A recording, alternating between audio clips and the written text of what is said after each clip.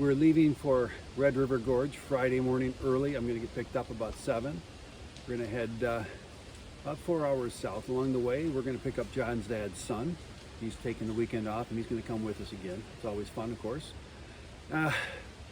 So before we do one of these trips, I try to do some practice hikes. And part of that, last night our scout troop had the pack shakedown. Everybody going on the trip, there's about 10 of us. They bring their pack fully loaded, ready to go. The same equipment, food, everything that's ready to go.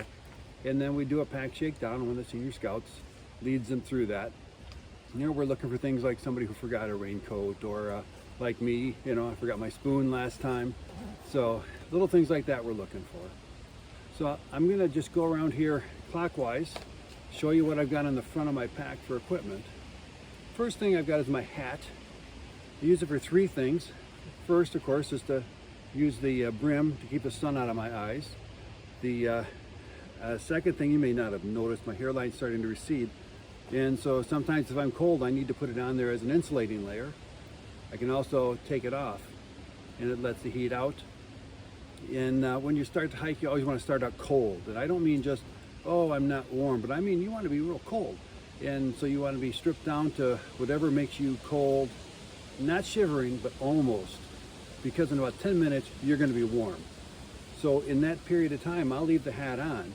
That helps me keep the warmth in, but I'm dressed for being cold. You may have noticed this red floppy thing. I got carabiner on there.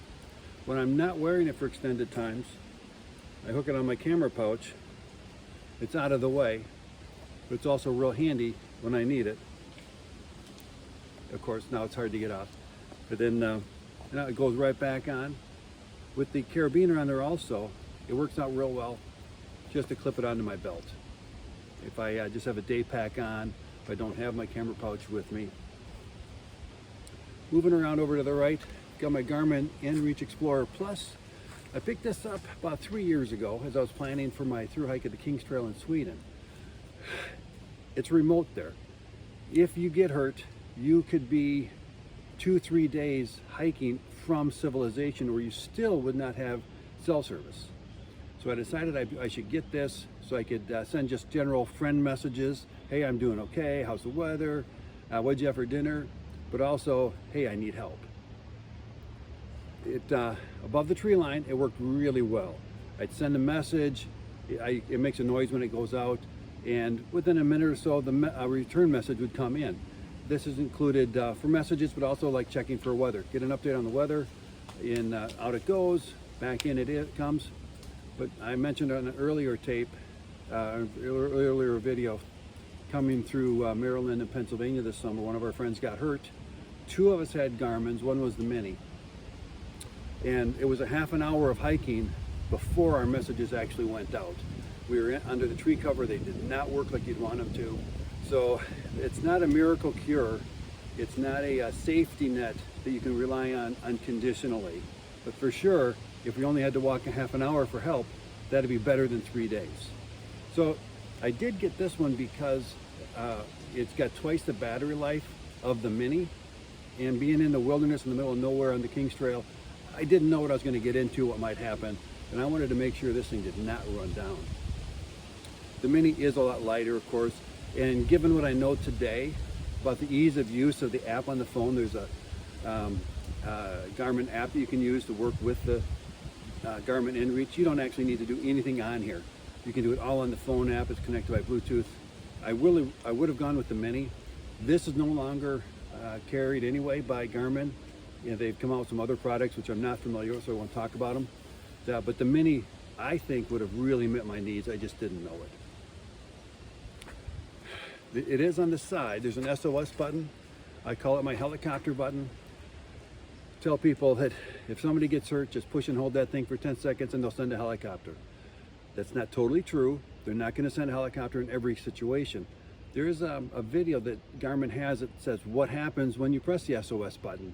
So I'm not going to go through all of that, but basically they try to figure out what's the best response for the person that's in that position and in that place. So here where I'm in High Banks Metro Park on the north side of Columbus. What they would probably do is call the local ranger and somebody to come out with a Jeep or something and to find out what's really going on. They do want to, when you do trigger that, they do want you to message back and forth, if you can, what your situation is. If you did a patient assessment, you know, what their age and weight and allergies and heart rate and blood pressure, if you got that, and whatever it is, or they're bleeding, whatever it is, they want to know that kind of thing. But if you just push that and do nothing else, they will eventually send help. It is not the same thing as a rescue squad. Coming further around, got my camera pouch. Now, I used to carry my camera in here, but I've got the iPhone 12 mini now that has enough memory and the camera quality is good enough. I don't carry that heavy camera anymore. It also has a special, unique, proprietary charging cord. So I get rid of the camera, I get rid of the cord, I get rid of the weight. I keep the same quality. And on a month on the Appalachian Trail this summer and a month on the Kings Trail the previous summer, I never came close to filling up my phone.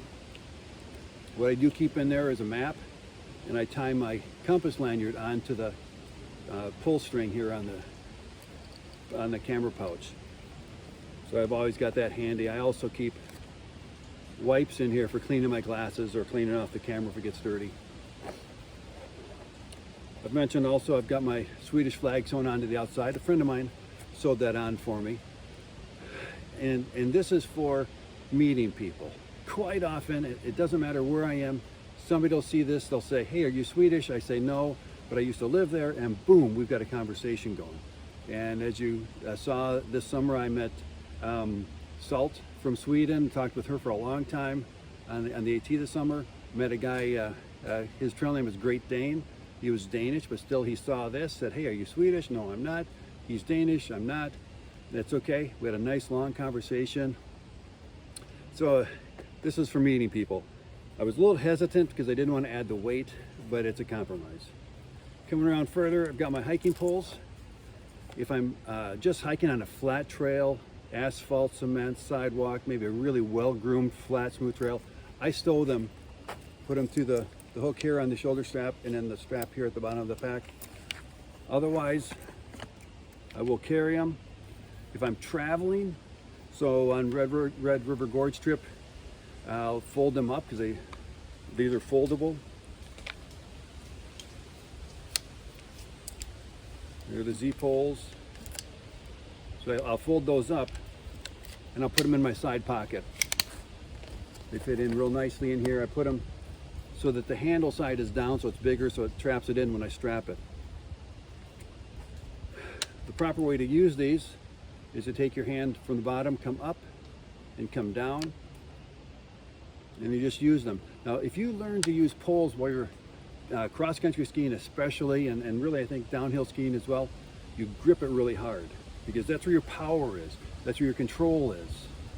Not so much here.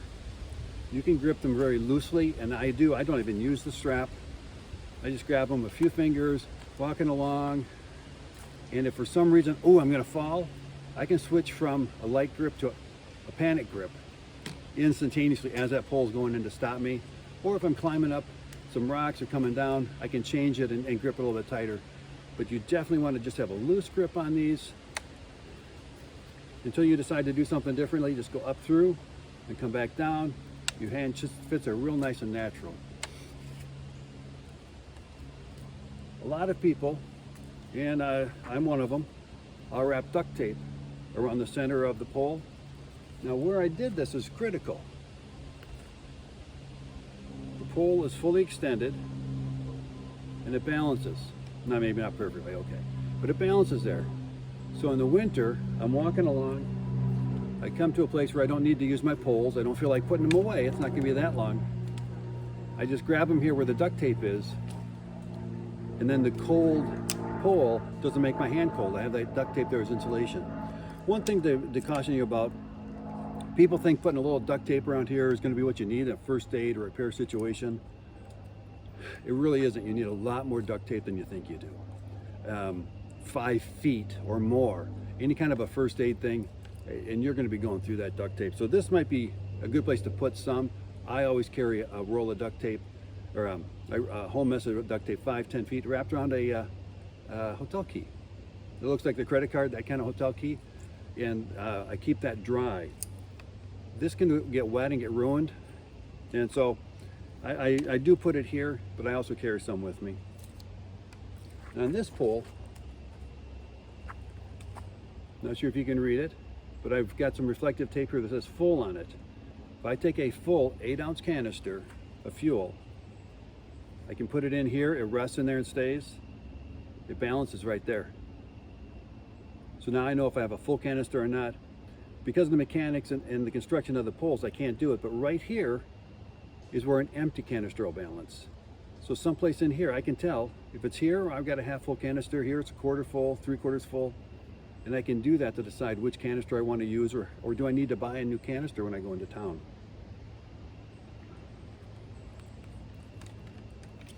Now I'm going to come up here. Notice I have 2 carbon tips there. And in a previous video you saw that I had a carbon tip and a rubber tip. Well, the rubber tips keep going away on me. I lose one a week probably on a trip. And so I guess I'm going to stop doing that. I don't need to be losing a little piece of rubber. It doesn't cost much, maybe $4.50 for a pair. But I hate to lose rubber sitting out in the wilderness someplace. That's kind of defeating the purpose of Leave No Trace. The reason you want to do the rubber tip though, because I really like those, I just wish they would stay on. These carbon tips will scratch the rocks, and you'll see that on trails. You'll see places where people have had to use their poles, and there's vertical scratches in those rocks. They didn't come from the glaciers, they came from these poles. And that's where I like to use the rubber tips.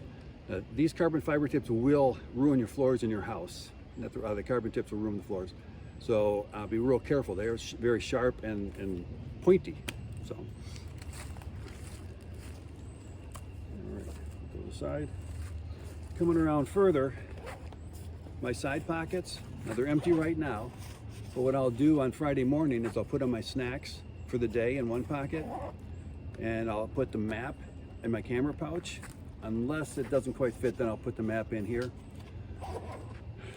Yeah, so food goes in here. When I go to bed at night and I'm hanging my bear bag, I'll go through the bear bag and I'll pull out my breakfast and snacks for the next day. They go on top in the bear bag, I tie it up, hoist it up in the tree. In the morning, I take down the bear bag, pull out the stuff on the top, stick it in the pockets, and off I go. We're going to come around to the hip belt. You should go in and, before you buy a backpack, go in and get a professional fitting at REI or some similar kind of store. You want your hip belt to be centered right on your iliac crest. That's the top of where your hip is. Now, don't cheat around front because it comes down very sharp. You need it right on the side. And so that's my iliac crest is right there. It feels really well. I just tighten it down. And you do want it to be equal on both sides, so your buckle's in the middle. I don't like these things flapping around, and I figured out that if I take them on the outside of the shoulder straps and just tuck them through, they stay. And when I want to adjust it for some reason, I can pull them out. As you get up in age, and maybe even earlier than that, you may end up with this, and this is not attractive.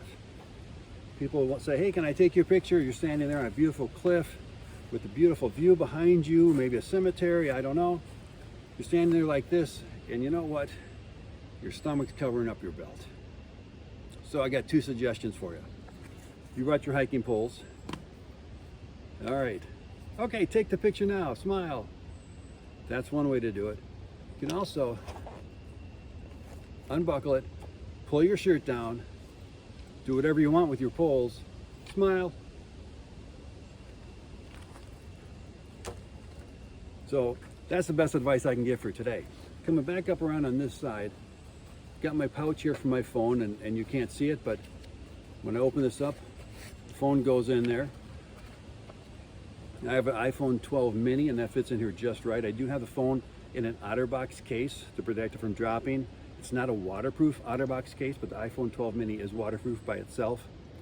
I've been in lots of rainstorms with the phone in here, and this snap, it's a magnetic snap, it comes down, and it pours rain, and water never gets in there. Now the phone can get wet when I pull it out, of course, and it will act goofy. The screen won't work quite right with my fingers or the screen are wet, but the phone hasn't been damaged.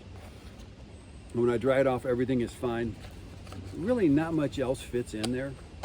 What I do also have is a USB charging cord with a 90-degree bend on the Apple side, or on the Lightning side of the charger. so that if I do need to charge the phone while I'm hiking, I still want to have it out here. I can have my battery pack in the brain, run the cable out through the hoses, through the same channel as the hose, and down into the bottom of this, so the phone can be in here, the lid is closed, it stays dry, but I can charge it. Coming around to the water now, here it is. My water, I use the water bladders. I know a lot of people don't, and I could argue against water bladders. There's more than once where I've been drinking along and suddenly I got no water. And there's no shaking it a little bit to try to squeeze out a little bit more. The design of the bladder is that you do get the last drop. This Osprey comes with a magnetic clip. I don't know if you can hear it. So it just stays there. It does flop around a lot. So you notice I put a carabiner in here to help route it so it stays away, it's not rubbing on my neck, it stays in place. But also when I'm taking the pack off, it gets uncontrollable. So I put another one of those magnets here. So if I'm taking off my pack, I'll take the water hose from here, bring it over here. Come here. Now it stays out of my way, I can take the pack off, no problem. So that's the front side of my pack. If you have any questions, for sure, drop a note down below.